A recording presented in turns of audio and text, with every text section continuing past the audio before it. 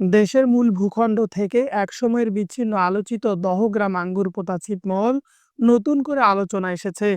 সম্প্রতি সীমান্ত ও শূন্যরেখায় বরাবর কাঁটাতারের বেড়া ও ফ্লাড লাইট স্থাপন নিয়ে প্রায় মুখোমুখি অবস্থানে যায় বিজিবি ও ভারতীয় সীমান্তরক্ষী বাহিনী বিএসএফ।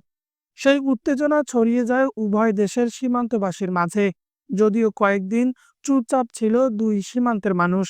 এবার সেই লালমনিরহাটের পাটগ্রাম উপজেলার সীমান্তে আন্তর্জাতিক সীমানা আইন লঙ্ঘন করে কাঁটাতারের খালি কাচের বোতল ও মদের বোতল ঝুলিয়ে দিয়েছে বিএসএফ।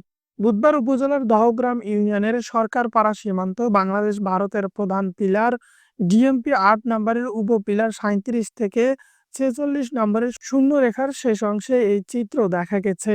সেখানে গত ১০ জানুয়ারি প্রায় ১ কিলোমিটার জুড়ে বিএসএফ ভারতীয় নির্মাণ শ্রমিকদের নিয়ে লোহার অ্যাঙ্গেল দিয়ে তৈরি খুঁটির মাঝে প্রায় ৩.৫ থেকে ৪ ফুট উঁচু কাঁটাতারের বেড়া স্থাপন করে। বিজিবি ও স্থানীয় সূত্রে জানা যায়, বুধবার দুপুর ১২টার দিকে ভারতের কুচবিহার ব্রাঞ্চের ৬ রানীনগর বিএসএফ ব্যাটালিয়নের করুণ ক্যাম্পের বিএসএফের ১০ থেকে ১২ জন সদস্য শূন্য রেখায় নির্মিত কাঁটাতারের বেড়ায় কাছে আসেন।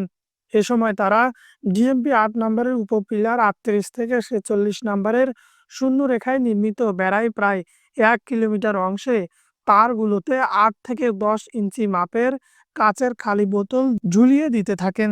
স্থানীয়রা দেখে বিজিবিকে খবর দেন। দহগ্রাম আঙ্গুরপোতা ক্যাম্পের টহল দলের বিজিবি সদস্যরা ঘটনাস্থলে এসে বোতল ঝুলাতে বিএসএফকে নিষেধ করেন। বিএসএফ নিষেধ না মেনে বোতল ঝুলাতে থাকে। এক পর্যায়ে কাজ শেষ করে চলে যায়। ৫১ বিজিবি অধিনায়ক লেফটেন্যান্ট কর্নেল সেলিম আল দিন বলেন, এটি নতুন কোনো স্থাপনা নয়, বেড়াটির প্রোটেকশনের জন্যই তারা বোতল ঝুলিয়েছে। যদি কেউ রাতের আধারে বেড়া তুলে নিয়ে যায়, সেজন্য বিএসএফ শূন্য রেখায় বেড়া দিয়ে নিজেরাই টেনশনে আছে, এজন্য তারা এই প্রোটেকশন ব্যবহার করেছে। ডেস্ক রিপোর্ট, উত্তরের সময়।